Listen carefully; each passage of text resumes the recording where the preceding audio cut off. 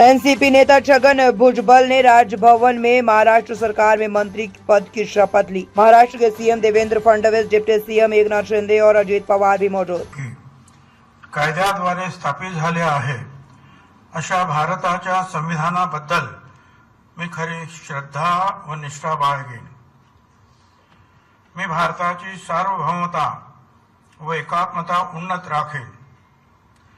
मी महाराष्ट्र राज्याचा मंत्री म्हणून माझी कामे निष्ठापूर्वक व सतसत विवेक बुद्धीने पार पाडेन आणि संविधान व कायदा यानुसार सर्व तऱ्हेच्या लोकांना मी निर्भयपणे व निपक्षपातीपणे तसेच कोणाच्याही विषयी ममत्व भाव किंवा आकस न बाळगता न्याय्य वागणूक देईन।